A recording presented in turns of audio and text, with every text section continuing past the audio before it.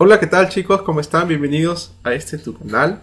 Soy el profesor Luigi Villena y estaré acompañándoles para poder comprender esta ciencia tan interesante como es la estadística.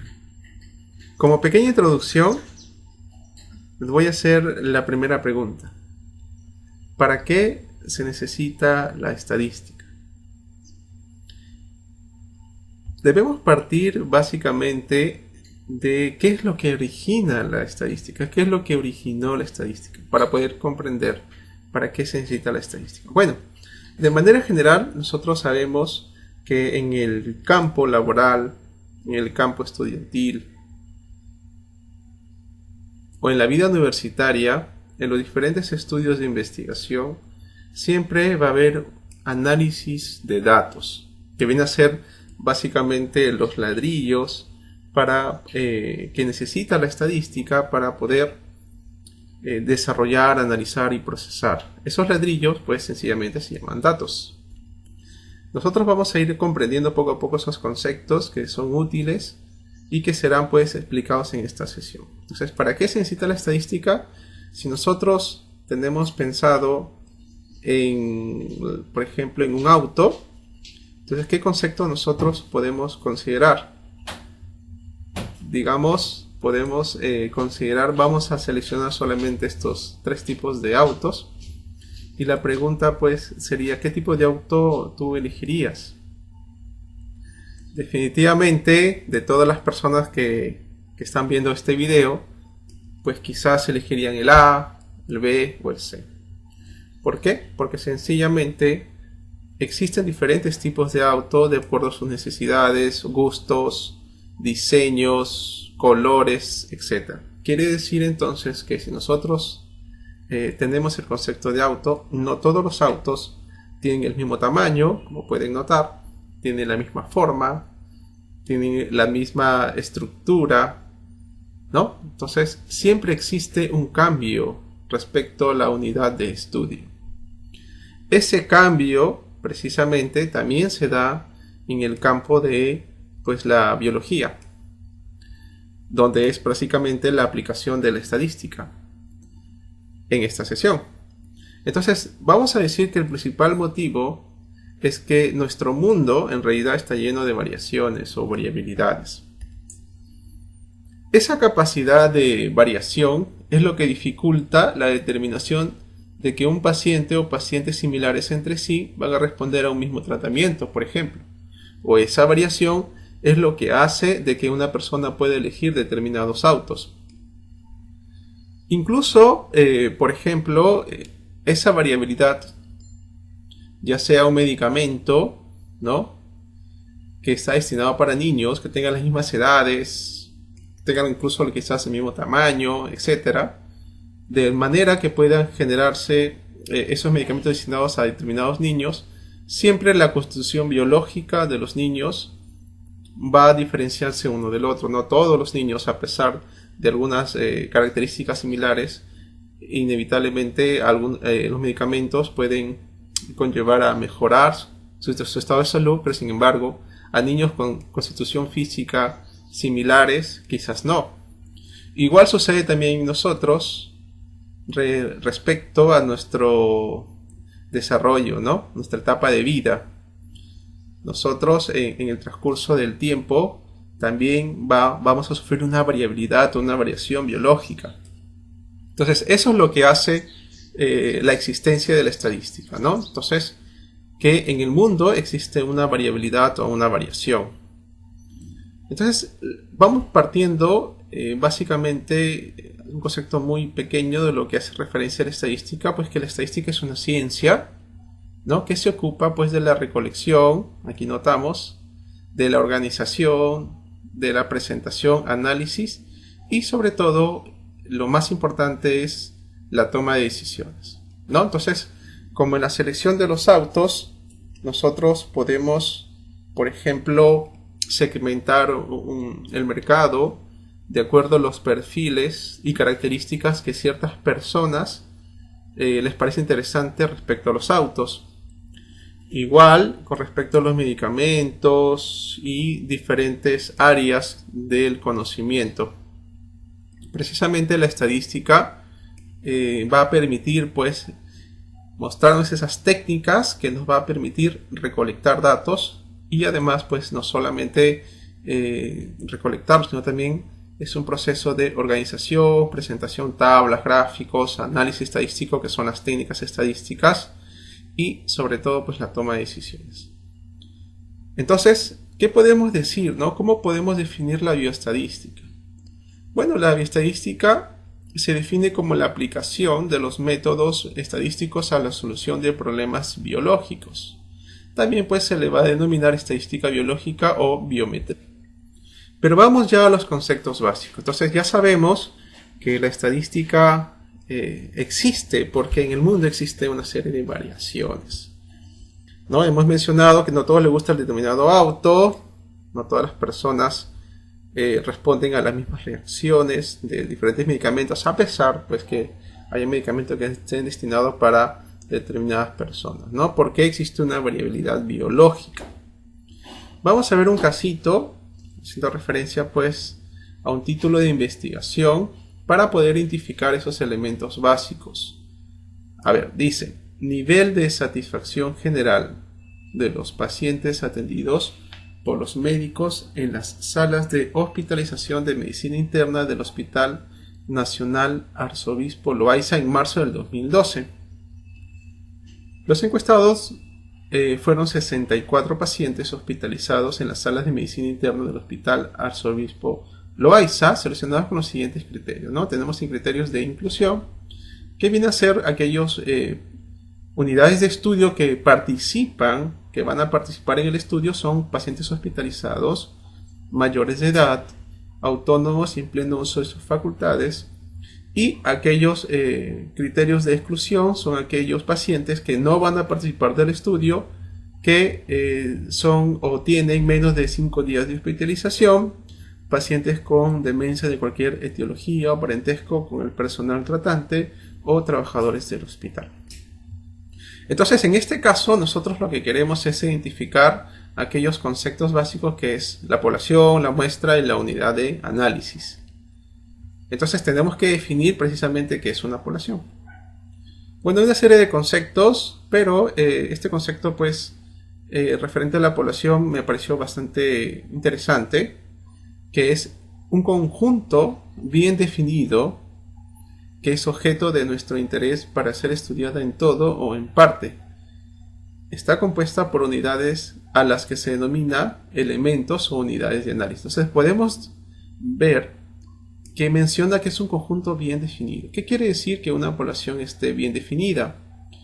Entonces hace referencia pues que se considera un conjunto A que está bien definido, o una población está bien definida, si ante la exhibición de un elemento cualquiera puede afirmarse sin ninguna duda si pertenece o no al conjunto. Entonces vamos a notar que precisamente la población tiene que estar bien definida. ¿Qué quiere decir?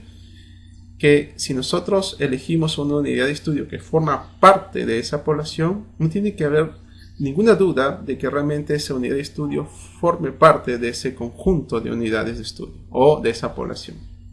También podemos agregar que la población, por lo tanto, tiene que estar definida en espacio-tiempo. Entonces nosotros, en el caso, vamos a notar que la población está definida en espacio, claro que sí. ¿Por qué razón? Porque se está dando en medicina interna del Hospital Nacional Arzobispo Loaiza. Y en tiempo, también está definido en tiempo porque hace referencia al periodo de marzo del 2012. Entonces ahí tenemos ya una definición. O sea, quiere decir que todos esos pacientes tendrían que ser o formar parte del Hospital de Arzobispo Loaiza, pero básicamente en medicina interna, y además son pacientes pues que hayan sido hospitalizados en marzo del 2012 en las salas de hospitalización. Entonces hay que puntualizar que el espacio son en las salas de hospitalización de medicina interna del hospital y en el periodo de marzo del 2012. ¿Ok? Por otro lado, la muestra es un subconjunto de la población al que tenemos acceso y sobre el que realmente hacemos observaciones o mediciones. quiere decir que la muestra es un subconjunto. Notamos aquí, por ejemplo, que tenemos una población, son todas las caritas. Cada carita es una unidad de estudio o una unidad de análisis, pero la muestra es la selección de ciertas unidades de análisis o de estudio. Entonces ahí notamos que una población puede contener diferentes muestras, ¿no? Entonces en esta población yo de pronto elijo no estas caritas representan una muestra, la selección de estas caritas, pero de pronto puedo elegir esta carita, esta otra o esta. Puede contener varias muestras. Además, la muestra tiene que ser representativa y tiene que ser adecuada, ¿no? Esas son las características muy importantes que debe presentar la muestra. ¿Por qué razón? Porque recordemos que nosotros hacemos un estudio muestral con el fin de poder conocer esa población. Entonces, la muestra está conformada por unidades de estudio. Claro, ahí notamos que está conformada por unidad de estudio.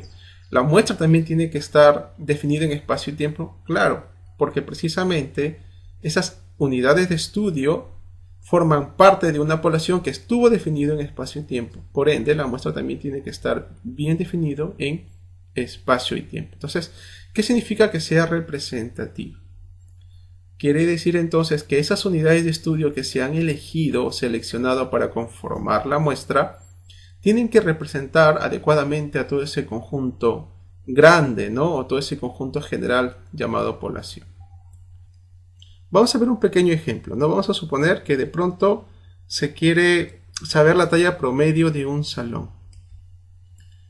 Y por alguna razón, en la talla promedio se decide seleccionar o se seleccionó justamente a todos los alumnos que son más pequeños. Por lo tanto, vamos a suponer que la talla promedio resulte 1.54. Esa talla promedio que fue seleccionando por alumnos que tienen una baja estatura, quiere decir entonces que 1.54 m, vamos a suponer que resultó como talla promedio, estaría dando a conocer que la talla promedio de todos los alumnos en el salón de clases sería pues 1.54 m. Lo cual no sería correcto porque en este caso la muestra no resultó ser representativa porque precisamente se eligieron a los alumnos más pequeños. Lo mismo ocurriría si es que se decide seleccionar a los alumnos más altos. Entonces una muestra representativa realmente sería aquella muestra que es elegida por medio de diferentes técnicas de muestreo que más adelante nosotros vamos a revisar. Por otro lado, que sea adecuada hace referencia, si nosotros notamos, aquí se han seleccionado 1, 2, 3, 4, 5, 6. Es una muestra de tamaño 6. Son 6 unidades de estudio las que se han seleccionado en la muestra. Pero la pregunta sería, ¿por qué se seleccionaron 6? ¿Serán suficientes seleccionar 6? De pronto lo suficiente o lo necesario era seleccionar 10 o básicamente 4. Entonces, ¿cómo saber que mi muestra es adecuada? También más adelante vamos a ver la selección de la cantidad óptima de unidades de estudio en una muestra para que mi muestra sea adecuada. Son una serie de fórmulas bastante fáciles de utilizar que lo vamos a explicar en detalle. Otro punto importante que debemos notar es que nosotros elegimos una muestra. ¿Por qué razón? Porque a veces es difícil poder analizar a toda la población por una serie de factores, como por ejemplo resulta muy costoso, por ejemplo el tiempo, el personal, digamos, no se tiene la capacidad necesaria con respecto al personal y una serie de factores. Pero si tu población es pequeña, es importante poder notar este punto. Si tu población es pequeña y tú tienes acceso tienes acceso a una población que puede ser grande pero que no es difícil encuestarlos a todos, entonces lo importante aquí es analizar a toda la población. Repito nuevamente, si tu población es accesible a ser analizados a todas las unidades de estudio, es decir, si es accesible analizar a toda esta población, entonces lo correcto sería poder analizar a todos. porque el estudio, en este caso, se elige una muestra por una serie de dificultades o alcances que no se pueden lograr o que no son factibles o no hacen factibles analizar a toda la población. Entonces, también otro concepto importante es la unidad de análisis o la unidad de estudio. ¿Qué es una unidad de análisis o unidad de estudio? Es un objeto o elemento indivisible que será estudiado. Esta unidad de análisis podría ser una persona, podría ser un animalito o alguien de quien se va a decir algo o recolectar la información o recolectar los datos. Es quien nos va a dar básicamente, ¿no?, estos datos o esta información. Por lo tanto, nosotros pues ya podemos definir que en el trabajo de investigación que acabamos de mencionar, la población serían pues todos los pacientes hospitalizados en medicina interna del Hospital Arzobispo Loaiza que cumplan con los criterios de inclusión. Y además, pues que estén en el periodo de marzo del 2012. Entonces ya hemos mencionado también que la población tiene que estar definida en espacio y tiempo. Entonces, esa unidad de estudio tiene básicamente que lograr cumplir que esté definido en espacio y tiempo. Entonces, por ejemplo, si nosotros mencionamos aquellos pacientes que están hospitalizados, por ejemplo, en pediatría, no estaría cumpliendo esa unidad de estudio dentro de la población que tenemos interés en investigar. Porque los pacientes que tenemos interés en investigar son aquellos pacientes que están hospitalizados en medicina interna, no hospitalizados en pediatría o en cirugía, sino hospitalizados en el área de medicina interna. Por otro lado, si nosotros queremos trabajar, por ejemplo, en el Hospital 2 de Mayo, tampoco formaría parte ese paciente dentro del estudio porque el paciente o los pacientes de nuestro interés son aquellos que fueron estudiados en el Hospital Arzobispo Loaiza. Vamos a suponer que hay un paciente hospitalizado en medicina interna del Hospital Arzobispo Loaiza, pero que estuvo hospitalizado en enero, que estuvo hospitalizado pues en enero del 2012. Tampoco formaría parte del estudio porque sencillamente ese paciente, si bien es cierto, está hospitalizado en medicina interna del Hospital Arzobispo Loaiza y tenemos pues en espacio, pero no cumple el tiempo. Aquí el periodo de estudio es marzo del 2012, no en enero. Entonces, que una unidad de estudio pueda formar parte de la población, debemos tomar muy en cuenta que esa población está pues definida en espacio y también esté definida en tiempo. Por otro lado, la muestra dice se seleccionaron los 64 pacientes encuestados hospitalizados en medicina interna del Hospital Arzobispo Loaiza que cumplieron pues los criterios de inclusión, ¿no?, en marzo del 2012. Entonces, notamos también que la muestra también está definida en espacio y tiempo. ¿Quién vendría a ser la unidad de análisis o la unidad de estudio? La unidad de análisis vendría a ser un paciente. Entonces, siempre es bueno poder escribirlo de manera singular, no los pacientes, no es correcto porque dice unidad. Entonces, la definición correcta sería pues que sería un paciente encuestado hospitalizado en medicina interna del Hospital Arzobispo Loaiza que cumplió pues con el criterio de inclusión en marzo de 2012. Entonces, debemos tener en cuenta ese criterio de la selección de la unidad de análisis o unidad de estudio. Otra definición también importante es las variables. Las variables tienen diferentes clasificaciones. Se clasifican, por ejemplo, según su naturaleza, según su escala de medición, según su relación, según sus dimensiones, según su forma de medición. Nosotros nos vamos a enfocar en la clasificación de las variables según su naturaleza y según su escala de medición. La variable es pues una característica de interés en cada elemento de una población o de una muestra. Entonces, las variables son aquellas características que el investigador pues necesita conocer. ¿De dónde? De las unidades de estudio. Y según su naturaleza, las variables pues se clasifican en cualitativas y cuantitativas. ¿Cuándo una variable es de tipo cualitativo? Como su nombre lo indica, son las que presentan pues cierta cualidad. Son variables que no pueden ser expresadas por naturaleza de manera numérica, sino de manera categórica. ¿Está bien? Por ejemplo, el grupo sanguíneo. Grupo sanguíneo, sabemos que el grupo A, B, AB o O. Entonces, esas categorizaciones no tienen por naturaleza de manera numérica, sino categórica. También el grado de afectación de un paciente, que puede ser leve, grave o muy grave. Por otro lado, también tenemos la variable de tipo cuantitativa,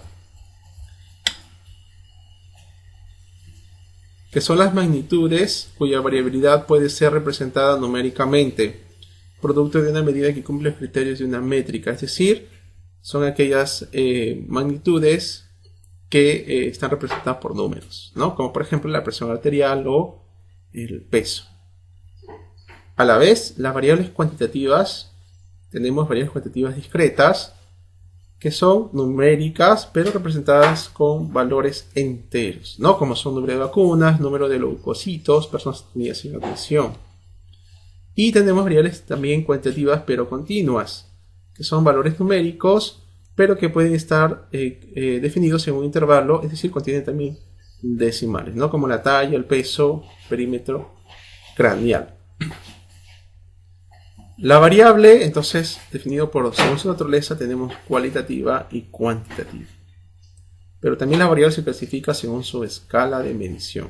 Según su escala de medición tenemos nominal, ordinal, intervalo y razón. Entonces también hay una jerarquía. Nosotros notamos aquí que la más básica pues es la nominal, que básicamente consiste en designar o nombrar las observaciones o clasificarlas en varias categorías mutuamente excluyentes o colectivamente exhaustivas.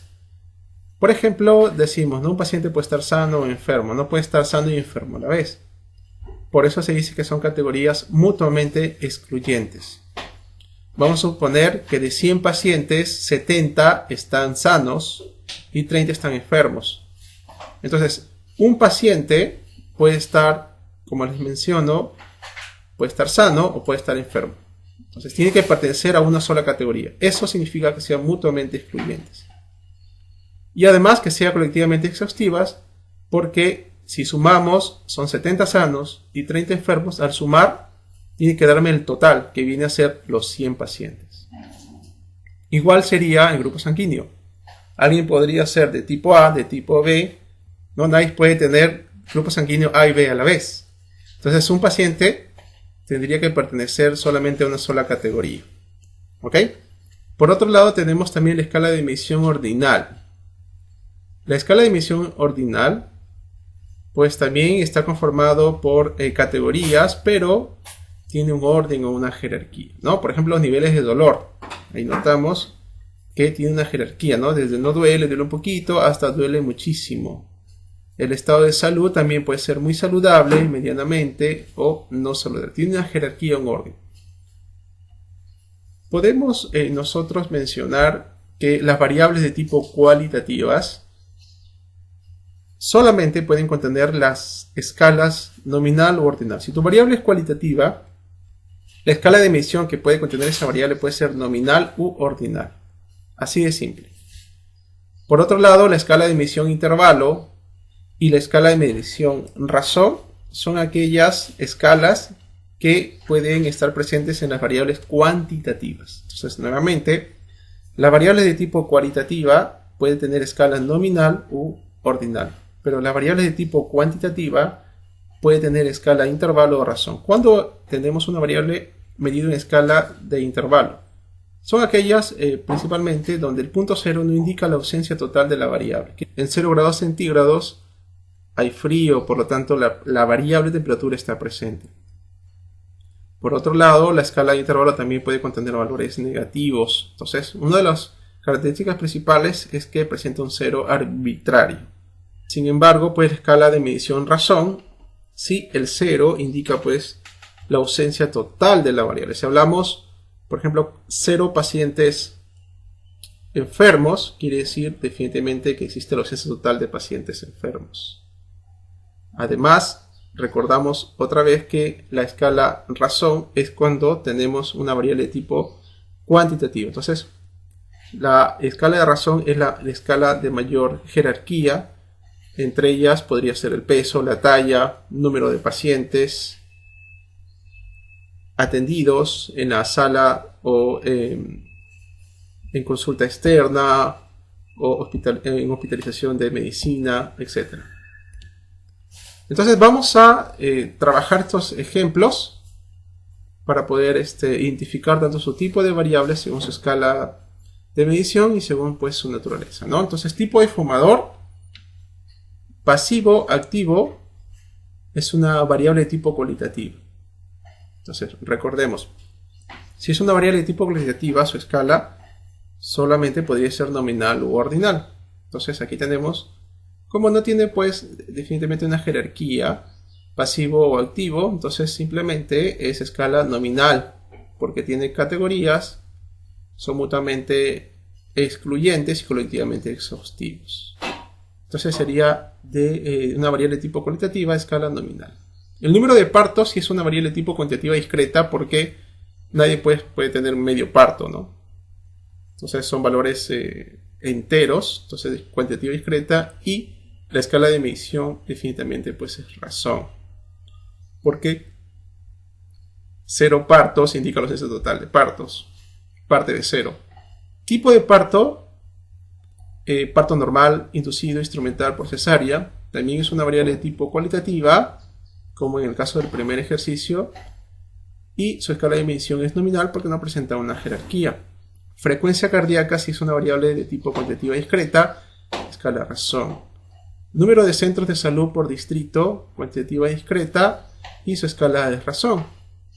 Número de historias clínicas, cuantitativa discreta, también es escala razón. El perímetro craneal ya viene a ser una variable de tipo cuantitativa continua, porque sí puede contener decimales. Nadie puede tener un valor negativo en el perímetro craneal, por lo tanto es escala de razón porque parte de 0. Los servicios médicos, UCI, medicina, cirugía, son variables de tipo cualitativa, de escala nominal. Las medidas de aislamiento, lavado de manos, uso de guantes, uso de mascarilla, no presentan una jerarquía cualitativa, escala nominal.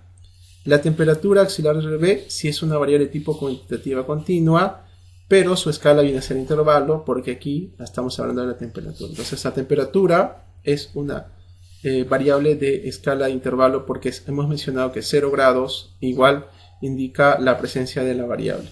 Tipo de paciente, hospitalizado, ambulatorio, atención domiciliaria, es cualitativa nominal. Y por último, el grado de afectación de un paciente, leve, grave y muy grave, es una variable de tipo cualitativa, pero ya vemos que presenta un orden o una jerarquía, por eso es de escala ordinal. Ok, chicos, agradecerles pues una vez más la visita del canal. Esperamos que puedan seguir disfrutando de las sesiones que vamos a ir subiendo y necesariamente poder recibir sus comentarios. Si tienen alguna duda, escribirme. Estaré encantados de poder resolver cada una de sus interrogantes. Muchas gracias.